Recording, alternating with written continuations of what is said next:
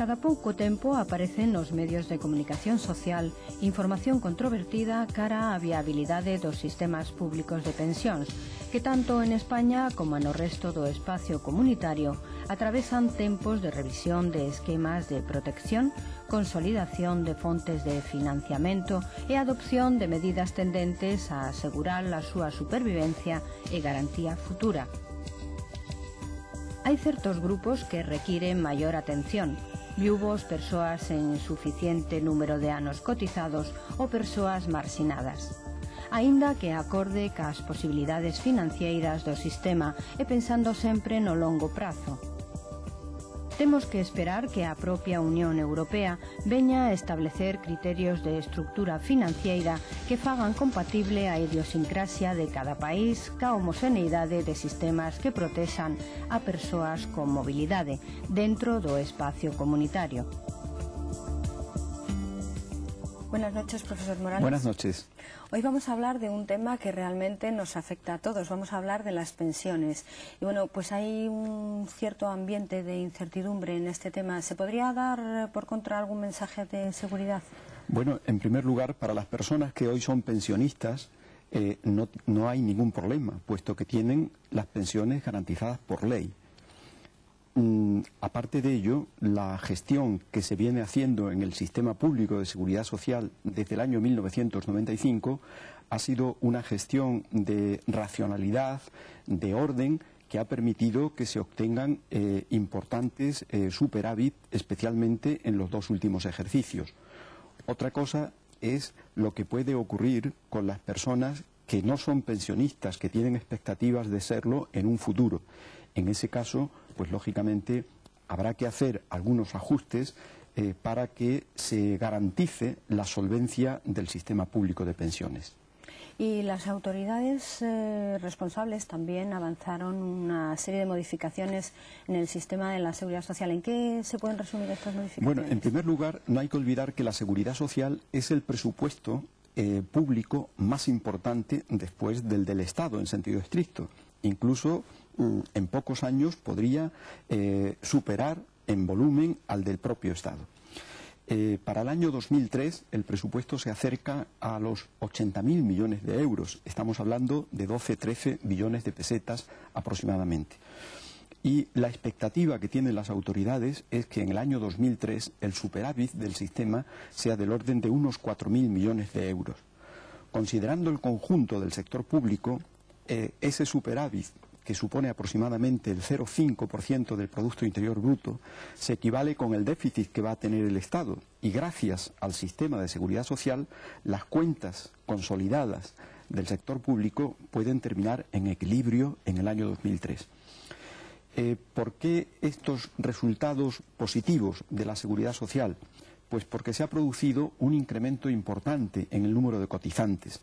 En estos momentos se habla de unos 16,2, 16,3 millones de personas, que es una cifra récord mirando la historia más reciente.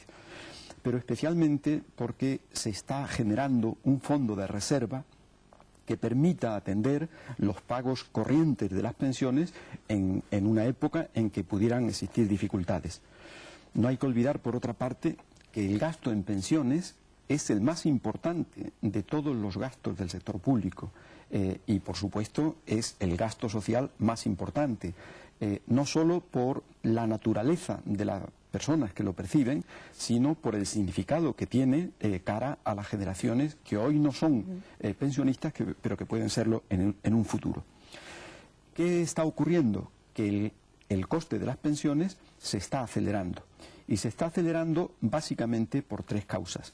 Primero, porque las personas que salen del sistema, porque han fallecido, en relación a las personas que entran, pues se produce un desajuste en el gasto. Cuestan más las pensiones de los nuevos que las pensiones que percibían las personas que salen del sistema.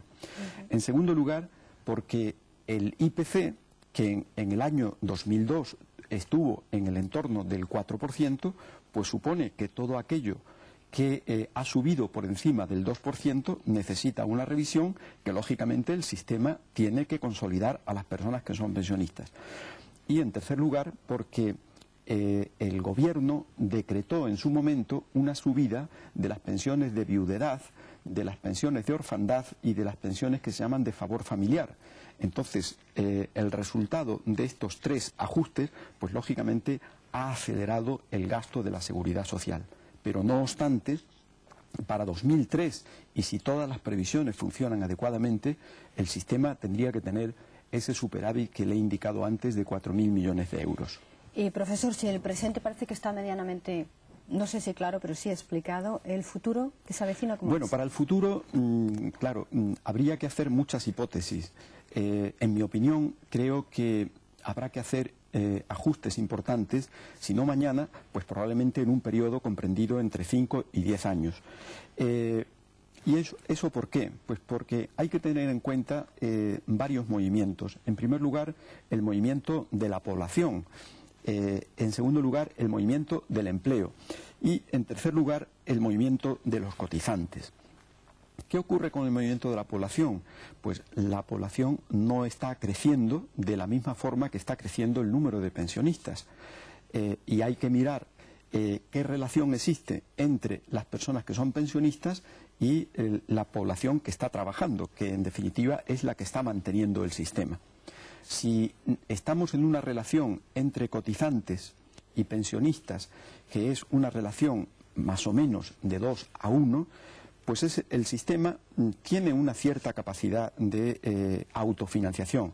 Pero claro, si esa relación se deteriora, bien porque el empleo no crece de manera adecuada o porque el número de personas que entran supera considerablemente al número de personas que salen, pues lógicamente esa relación necesitará un ajuste en la estructura financiera del sistema de seguridad social para que pueda salvaguardarse su solvencia futura. Y para finalizar, profesor, una pregunta doble.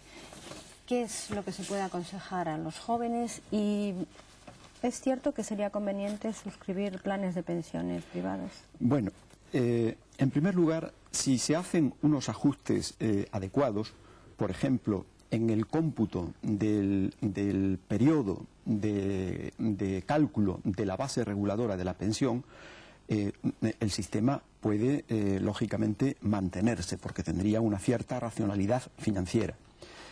Claro, eso originará, naturalmente, una dilución de la pensión futura. Quiere decir que si ahora se exige un periodo de 15 años para el cálculo de la pensión y dentro de 2 o 3 años se exigiera, por ejemplo, 25, pues lógicamente el paso de 15 a 25 supondrá una reducción en la pensión futura. ¿Cuál sería la mejor recomendación? Usted lo ha dicho, el que las personas que hoy no son pensionistas, pero que lo van a ser dentro de 10, 15 años, vayan preparándose, detrayendo una parte de sus ingresos actuales para, en forma de ahorro, invirtiéndolo en algunas de las figuras, planes de pensiones, fondos de inversión, seguros de jubilación, etcétera, puedan de alguna manera complementar la pensión que reciban del sistema público. Para una persona que tenga 25 o 30 años, todavía ve muy lejos la edad de su jubilación, pero es evidente que con cantidades relativamente pequeñas pueden tener un complemento que va a ser de mucha utilidad en el supuesto que se hiciera este ajuste que acabo de comentarle. Y en todo caso, los incentivos fiscales que hay a ahorrar para preparar la jubilación son muy importantes y deben hacerse porque supondrán un menor sacrificio cuanto más joven es una persona, puesto que tiene mucho más años para capitalizar adecuadamente el pequeño sacrificio que ahora se le pida.